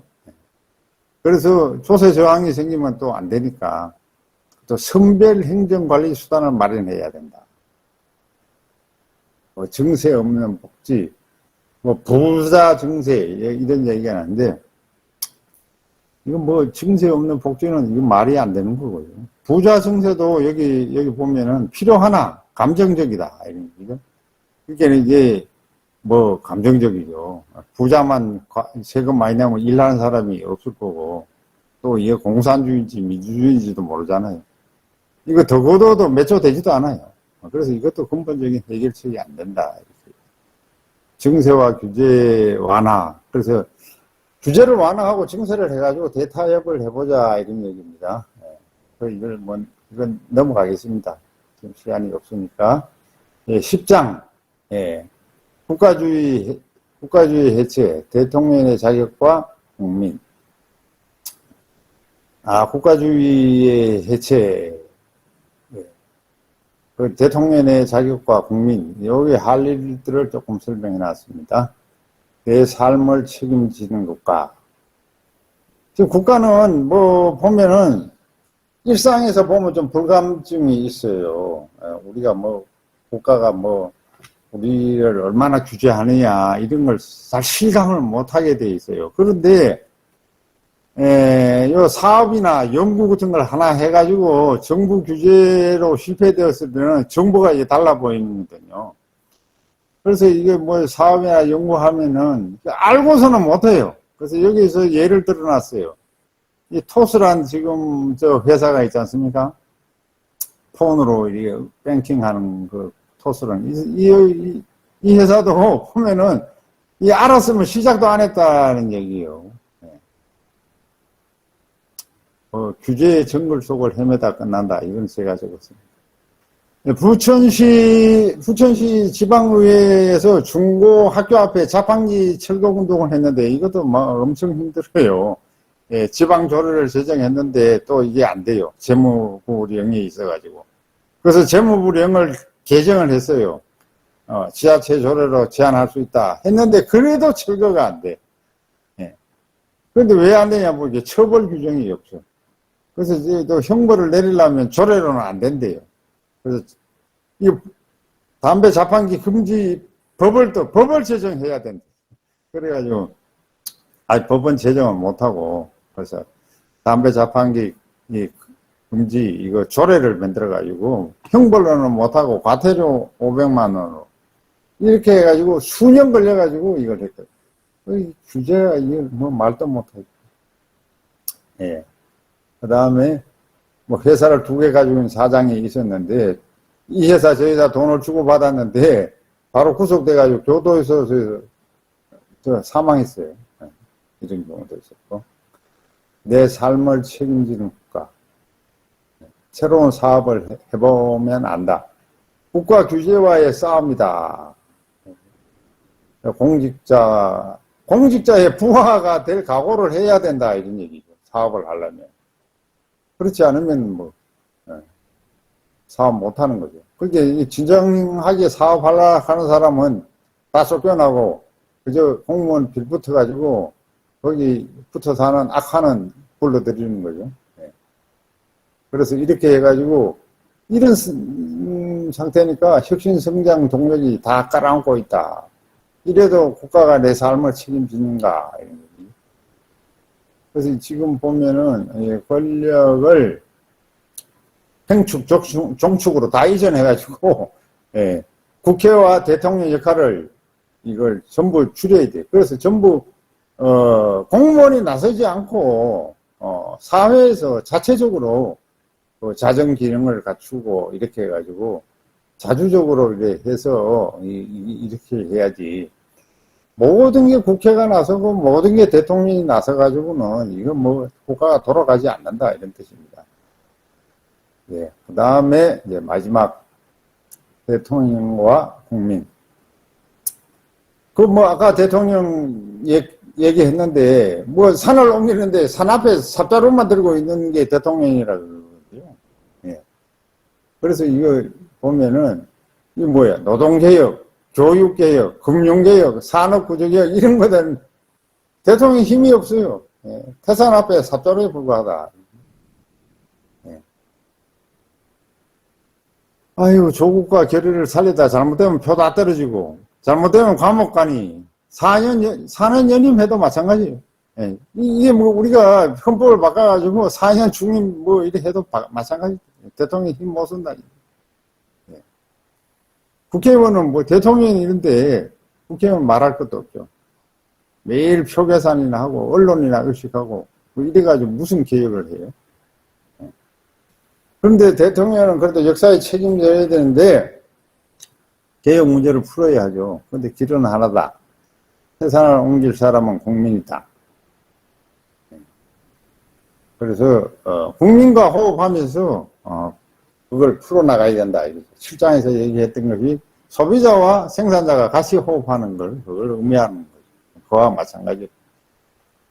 그래서 권력은 더 이상 개혁 수단이 아니다. 그래서 대통령은 마이크 쥐고 5년, 10년 후 비전을 얘기하면서 같이 미래를 열어가자고 얘기해야 되죠. 예. 그래서 이제 대통령 리더십으로 국가를 이끌어 가야 된다. 예. 그래서, 대통령이 자꾸 정력, 공정. 여기 또 중요한 말이 나옵니다. 정치는 부패한 자가 승리할 수 있어요.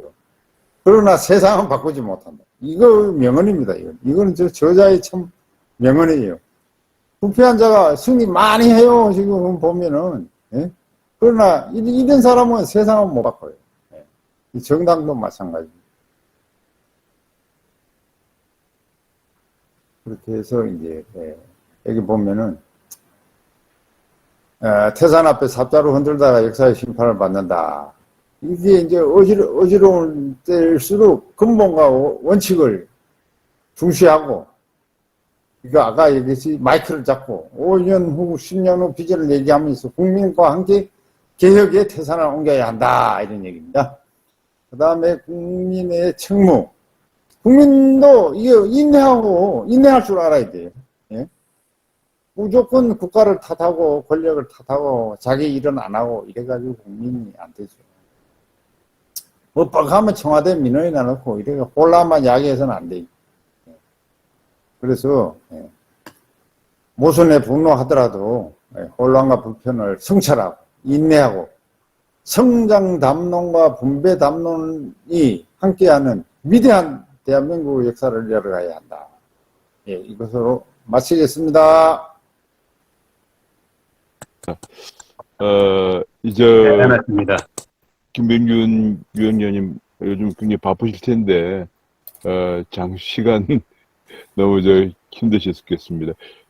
대체로 한 5분 정도의 책을 읽고 소감을 발표하고 또 내용을 소개했는데 김 위원장님 총평을 듣는 시간 갖도록 하겠습니다.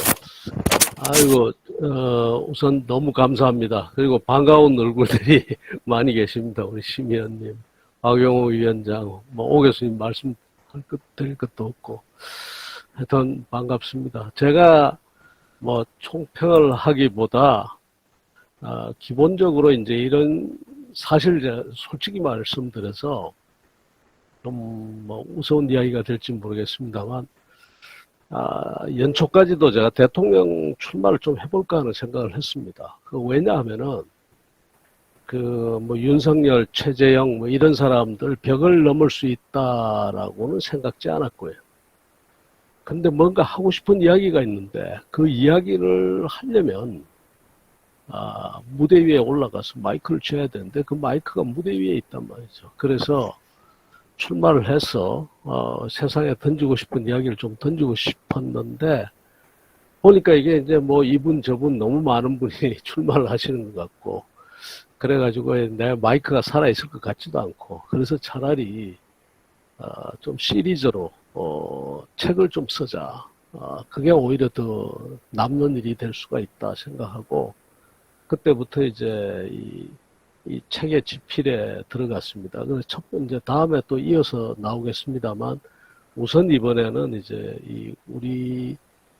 제가 늘 느껴오던 그 국가주의의 문제, 아까 제일 처음에 심 의원님 정말 잘 요약해 주셨는데, 조선조 역사를, 저도 이제 역사를 좋아해가지고 역사 공부를 하면서 늘 느끼던 게, 이게 조선이 그렇게 어렵게 된 게, 물론 500년이나 됐으니까,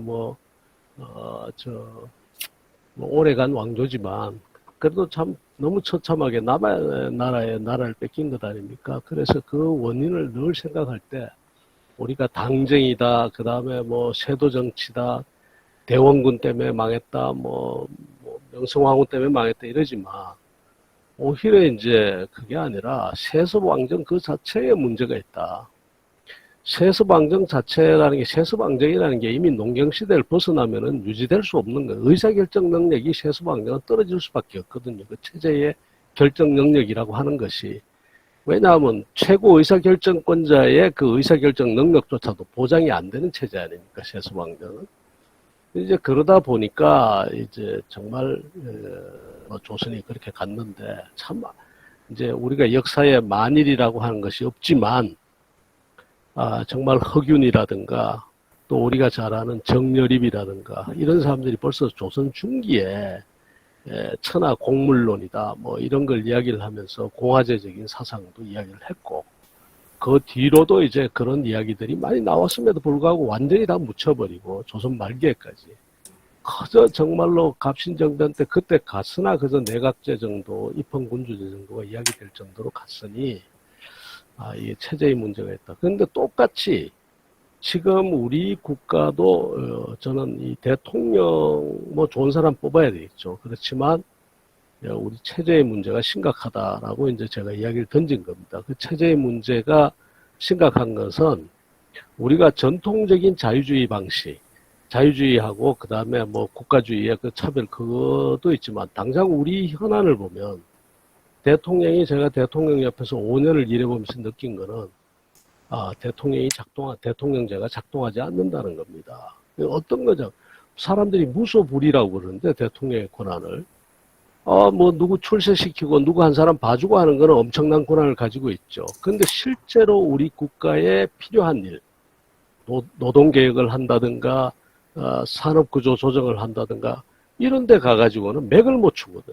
이해관계가 복잡해가지고. 그 다음에 국회도 사실 국회의원들 욕을 많이 하는데 저는 그렇게 보지 않습니다. 국회의원 한 분 한 분 보면은 정말 아까 제가 말씀드린 것처럼 좀 이상한 이야기입니다만 멀쩡합니다. 멀쩡한 분도 국회에 들어가가지고 맥을 못 추거든요.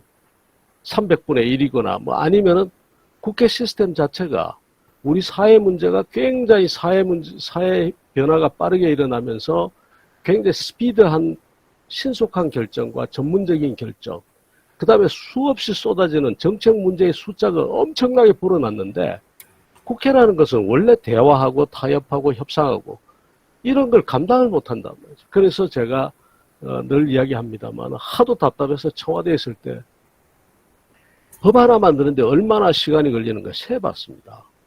행정공무원이 출발해가지고 행정공무원 책상 위에 출발해가지고 행정부 다 거쳐서 국회 가가지고 다 했는데 제가 노태우 정부 출발해가지고 참여정부 중반기까지 2006년까지 한 걸 3030개 법률을 우리가 다 이제 조사를 했거든요. 평균 얼마가 나오는가 하면 평균 35개월이 나옵니다. 그러니까 이게 국가가 작동이 안 된다는 이야기입니다. 대통령제, 노동계획이고 뭐고 다 법이 만들어져야지 되고 다 하는데 이거를 그나마 개정된 법률만 샜는데도 그렇지 중간에 날아간 거라든가 이런 거 다 놔두고 성공적으로 국회를 통과한 것만 35개월이 평균 걸린다. 국가가 작동 안 한다는 이야기입니다. 그럼 국가가 작동하지 않을 때, 않으니까 이게 정치가 어떻게 되는가 하면은 남 탓하고 서로가 책임을 피해야 되니까 남 탓하고 아니면은 그래도 표를 얻어야 되니까 퍼포먼스하고 쇼하고 돈 뿌리고 그 다음에 진영 나눠가지고 서로 삿대질하고 싸우고 정치가 이렇게 돼버렸다는 겁니다. 그래 이것이 사람이 나빠서 된 것이 아니라 이게 우리 국가 체제가 국가가 지나치게 국가 권력이 큰 데서 소화할 수 없는 권력을 가진 국가 기구들이 결국 문제다라고 제가 보고 이제 그 문제를 제기를 한 겁니다. 그리고 우리 사회에 많은 예를 들었습니다만 곳곳에서 이 국가가 혁신이 일어나야 될 곳에 혁신을 방해하고 있거든요. 하나만 제가 아까 그 이야기가 나왔습니다만 발도르프 교육을 듣겠습니다. 굉장히 좋은 교육입니다. 굉장히 좋은 교육은 저는 사람들한테 권합니다. 이 자연주의 교육이고 자유주의 교육 방식인데 너무나 좋은 교육 방식인데 이게 학교로 인정이 안 돼요. 왜 인정이 안 되느냐? 교육부가 내리고 있는 학교라고 그 규정하고 있는 그 기준에 미달한 어떤 기준이냐? 여러 가지 기준이 있습니다만 이런 게 있습니다. 예를 들어서 국어, 산수, 사회 이거 가르쳐야 된다. 그거 안 가르치면 학교 아닙니다. 근데 이런 학교는 물론 발도르프는 그걸 가르칩니다만 이와 유사한 대안학교들은 국어, 산수, 사회 이렇게 안 가르치거든요. 오히려 지금 발도르프 같은 데는 어떻게 가르치는가 하면 1년 내내 초등학교 3학년 과제가 집짓기입니다. 1년 동안 집을 짓습니다. 또 1년 동안 벼농사를 합니다. 근데 벼농사하고 집 짓는데 거기서 뭘 배우는가 하면 수학도 배우고 과학도 배우고 생물도 배우고 다 배우는데 다만 과목을 국어, 산수, 사회 이렇게 잘라 하지 않는다는 거예요. 이거 교육부 기준에 어긋나는 거예요. 그러니까 넌 학교 아니라는 거예요. 그러니까 이런 식의 국가가 경직된 이걸 가지고 이렇게 해서 밑에서부터 교육이라는 게 아래서부터 경쟁을 통해서 부모들이 자기 자식을 자유롭게 좀 키우면서 경쟁을 통해서 교육이 돼야 되는데 국가가 교육을 전부 독점하고 그 다음에 혁신하는 것조차도 교육부가 하는 것만이 혁신학교고 나머지 혁신은 혁신도 아니다. 그러면 누가 다니느냐? 아까 제가 말씀드린 것처럼 부잣집 아들밖에 갈 수가 없어요. 그 등록금을 감당을 못해요. 그런데 이런 학교들 좋은 대안학교들 보면 지금 부잣집 아들 아니고는 못 갑니다. 서민은 접근도 못해요. 이렇게 만들어 놓는 게 과연 이게 정상적인 국가냐라고 제가 의문을 하는 겁니다. 게다가 기업하시는 분들 느끼겠습니다만 툭하면 배임이고 툭하면 횡령입니다. 아까 제가 기업주들 그 이야기를 했습니다만 기업하는 것이 마치 교도소 담장 위를 걷는 것 같아요. 이런 식으로 해가지고 과연 우리 사회에 어떻게 투자가 되냐. 그러니까 투자는 안 되고 정부가 돈은 있는 대로 뿌려대고 결국은 어떻게 되느냐. 통화량이 이 문재인 정부 들어와가지고 지금 우리가 하는 그 M1, M2 기준으로 해서 뭐 이야기를 하면은 M1 기준으로 해서 박근혜 정부 때까지 800조 정도 되는 게 지금 1200조가 됐습니다. 그 다음에 M2 기준으로 해가지고 2500조 정도 되는 게 3400조 정도. 이게 돈이 산업으로 흘러야 되는데 산업 쪽으로 안 흐르고 어디로 흐르는가 하면 지금 부동산, 비트코인, 그 다음에 심지어 포도주 펀드, 그 다음에 심지어 원자재 펀드. 사실 부동산 오른 거는 약과 아닙니까, 지금? 비트코인이 벌써 몇 배가 올랐습니까? 그 다음에 그린값은 얼마나 올랐습니까? 온 세상을 투기공화국으로 만들어 놓은 국가가. 누가 그렇게 해요? 국가가 그러고, 국가가 투기공화국으로 만드는 거예요. 때로는 국가가 오히려 가지고 노동 세력을 이기지도 못하는데 노동에 관한 것을 노동자들끼리 어떻게 잘 이렇게 하는 그런 구조를 만들어주지 않고 국가 권력을 쥐고 규제한다고 하던 것이 결국은 노조를 이기지도 못하고 동일 노동의 동일 임금 같은 그 진짜 진보의 제일 원칙이라고 이야기할 수 있는 이런 걸 스스로 진보 세력이나 노동 세력이 다 부수도록 만들어 놓고. 그래 하여튼 제가 그렇습니다. 그래서 이거는 우리가 국가주의에 지금 국가가 작동하지 않는 국가가 오히려 우리 국가에 지금 오히려 제가 그렇게 이야기합니다. 조선이 좀비 국가예요.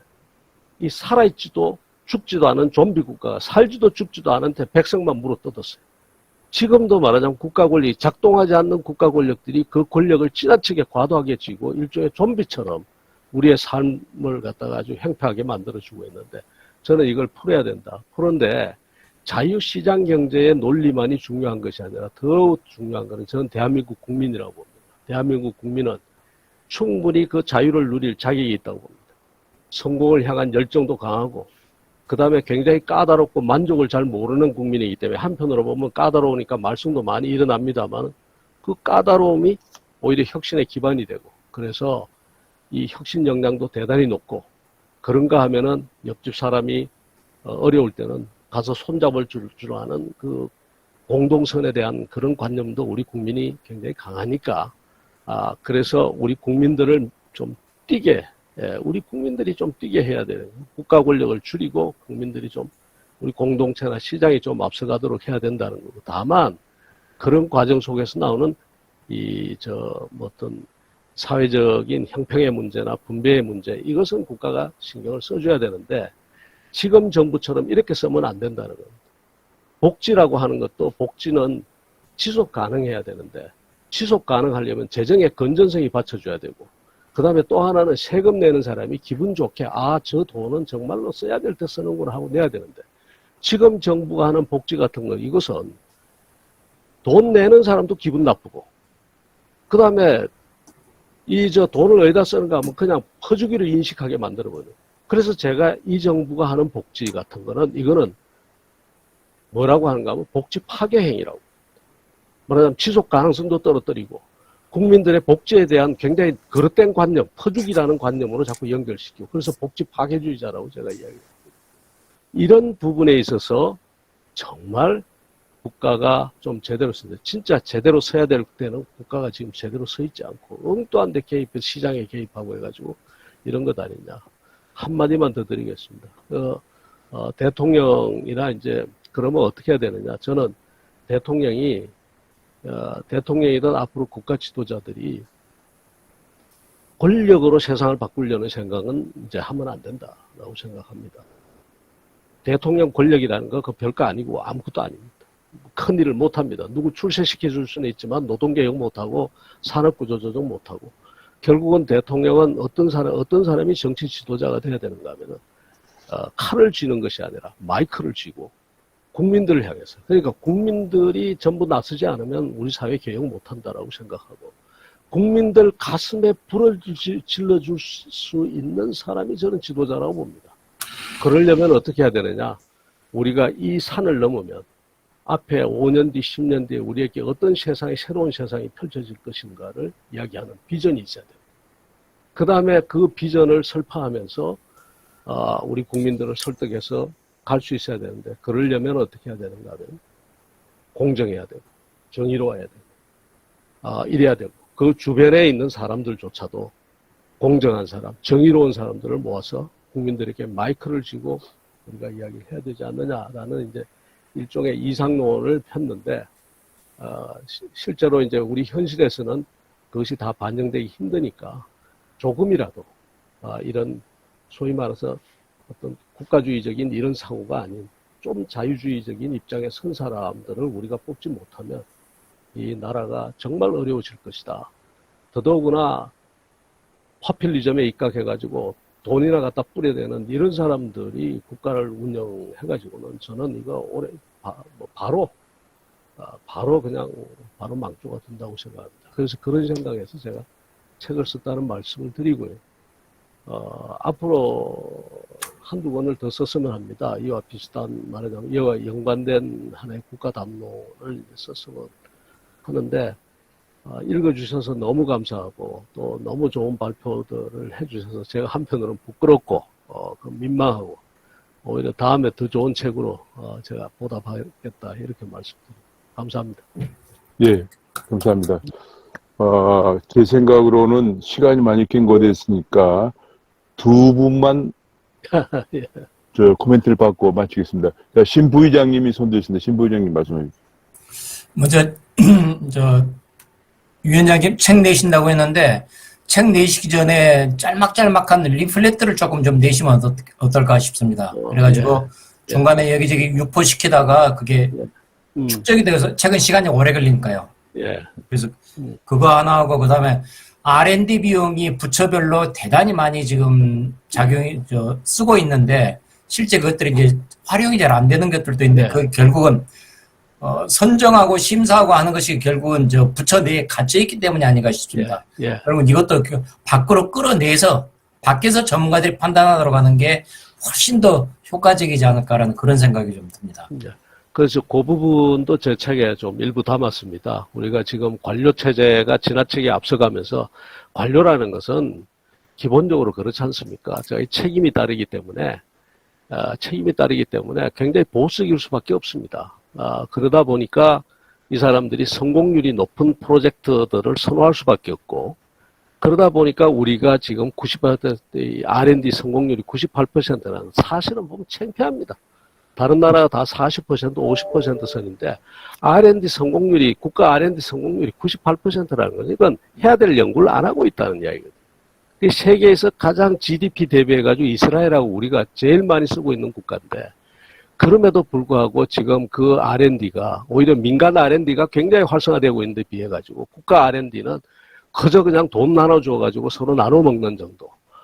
그것도 부처별로 그 부의장님 말씀하신 것처럼 부처별로 막 나눠 있다 보니까 어떤 때는 비슷비슷한 연구는 뭐 나노에 관한 연구도 비슷비슷한데 그 주 연구자만 설정 바꿔가지고 그 연구비를 뭐 더블로 받거나 아니면 1.5배로 받거나 이런 경우들도 굉장히 많습니다. 그래서 자, 이런 부분들은 그건 누가 제일 잘하는가 하면 사실은 과학자들끼리 자기들이 제일 잘합니다.